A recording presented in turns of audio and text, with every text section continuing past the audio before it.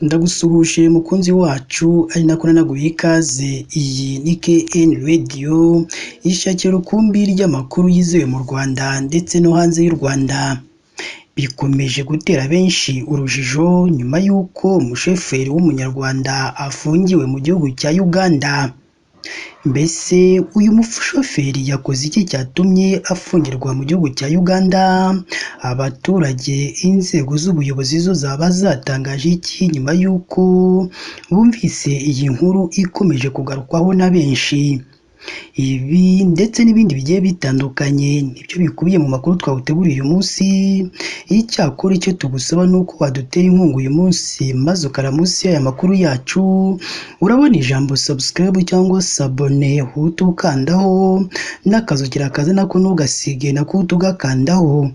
Icyo gihe uzaba ushimangiye yuko ugiye kujya uba uwa mbere mu kubona amakuru meza ya KN Radio tugenda tubagezaho umunsi ku wundi. Reka twitse gatoya ubundi tuze tubavira imuzi n'imuzingo iby'aya makuru akomeje kugarukwaho na benshi nyuma y'uko umushoferi w'umunyarwanda afungiwe mu gihugu cya Uganda, bigatera benshi urujijo.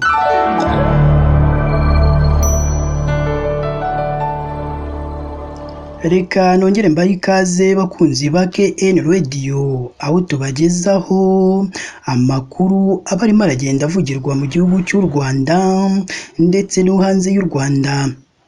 Amarira niyo akomeje kuranga abo mu muryango w'umushoferi ufungiwe mu gihugu cya Uganda nyuma y'uko akoze impanuka ariko ntihagire uwo ihitana, ubundi polisi yo mu gihugu cya Uganda ihita imuta muri yombi. Ibi rero bikomeje gutera intimba abo mu muryango w'uyu mushoferi, bibaza icyo uyu muntu wabo arimo arazira cyatumye polisi ya Uganda imuta muri yombi.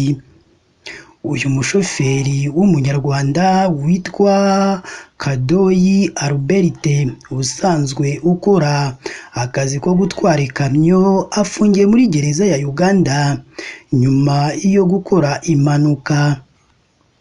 Amakuru twamenye avuga ko uyu munyarwanda ubwo yari atwaye impu ajya i Mombasa mu gihugu cya Kenya kuwa 23 Werurwe 2024 yakoze impanuka ariko aza gufungwa tariki ya 9 Mata 2024. Uyu mushoferi amaze amezi afungiye muri gereza ya Masafu ahitwa Majanja Road mu gace ka Busia mu gihugu cya Uganda.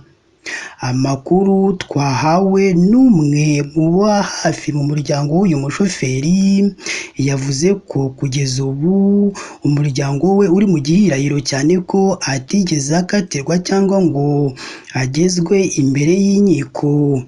Uyu watanze amakuru mu magambo ye yagize ati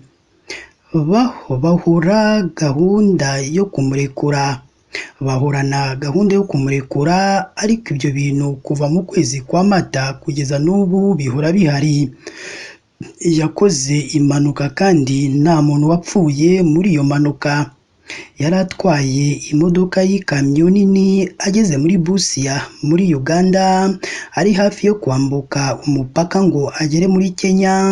Iyi modoka iramwitambika ziragongana. Uyu watanze amakuru akomeza avuga ko polisi ya Uganda yaje gupima gusa nyuma yo kubona ko nta muntu witabye Imana yaramuretse ndetse amara igihe muri ako gace yidedembya. Uyu yongeyeho ko byari byitezwe ko ubwishingizi bw'imodoka bwakwishyura ibyangijwe n'imodoka ariko uyu mushoferi agakomeza urugendo nk'ibisanzwe. Uyu watanze amakuru kandi avuga ko uyu mushoferi polisi ya Uganda yamuhamagaye ngo aze atore ibyangombwa akomeze urugendo nk'ibisanzwe, ariko ahita afungwa mu buryo yita ko bidakurikije amategeko. ubwo yagomezaga atangariza itangazamakuru. Mu magambo ye yagize ati yarahageze baramufunga, bakimara kumufunga umushoferi mugenzi we woherejwe n'ikigo yakoreraga Max Logistics Limited ntiyigeze amubwira ngo imodoka wari ufite mu nshingano ninjye bayihaye, ibikoresho imyenda byose yahise abijyana uwo mushoferi wari uje gutwara iyo modoka. Uyu avuga ko ubugenzacyaha bw'u Rwanda bwabashije kumushakisha baza kumenya amakuru ko afungiye muri gereza y'Amasafu mu gihugu cya Uganda. Avuga ko ikigo cya Max Logistics cyari cyemeye kumvikana na polisi ya Uganda, hagatangwa ingwate ya miliyoni y'amashiringi ya Uganda, ndetse ko igice cyari cyamaze no gutangwa kare. Byakozwe ngo hagamijwe kurengera impu zari zoherejwe muri Kenya, ndetse ibyo bigakorwa mu masaha atarenze 72 gusa ngo ntibyaje kubahirizwa. Uyu wakomeje utanga amakuru yakomeje agira ati Abagande barahindutse bahora bavuga ko arekurwa ariko ntibamurekure, ntiyigeze akatirwa nta n'icyaha bigeze bamushyiraho. Yakomeje agira ati ibibazo byo mu muhanda ntibyagakwiye ko umuntu amara amezi 6 yose afunzwe, umuryango na n'ubu uri mu kaga, uri mu gihirahiro, abana bahagaritse ishuri bo babuze hasi no hejuru.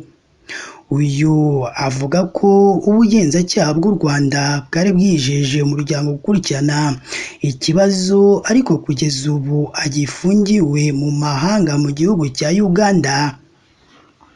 Umuyobozi mukuru w'ikigo Max Logistics Lindiro Chrysostome yabwiye itangazamakuru ko uyu mushoferi ubusanzwe badafitanye amasezerano.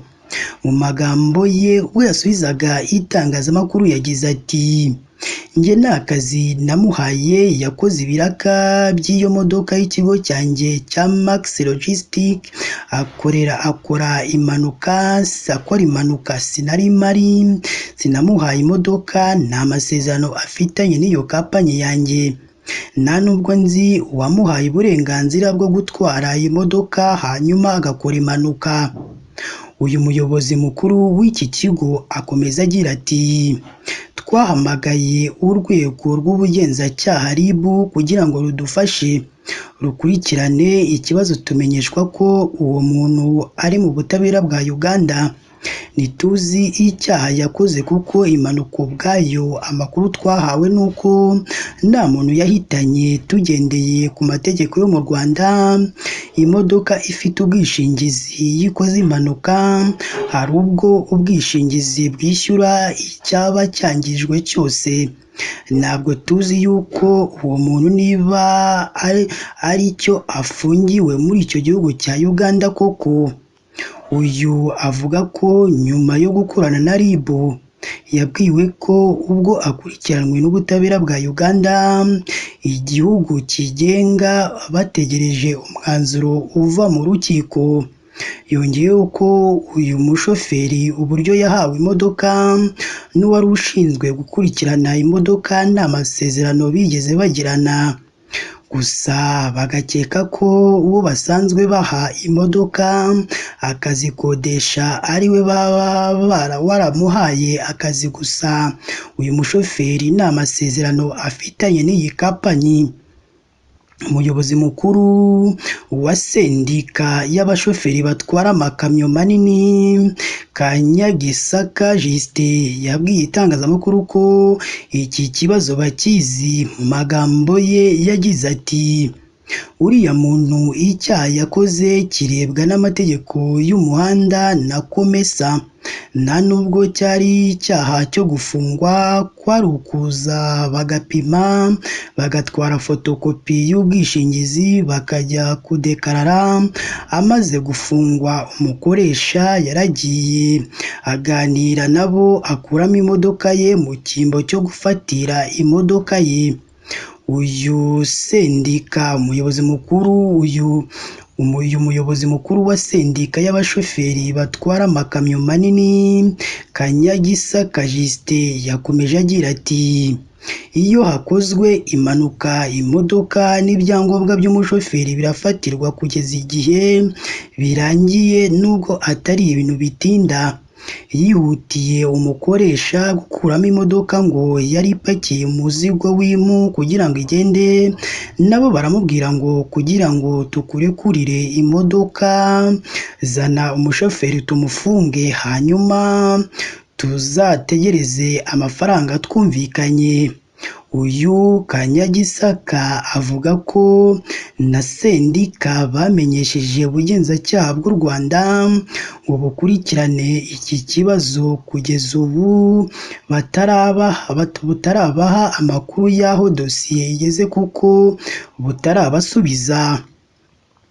Twagerageje kuvugisha umuvugizi w'urwego rw'ubugenzacyaha RIB mu Rwanda Dr Murangira Bitseri, ariko ntacyo yasubije umunyamakuru w'igitangazamakuru Umuseke dukesha ino nkuru.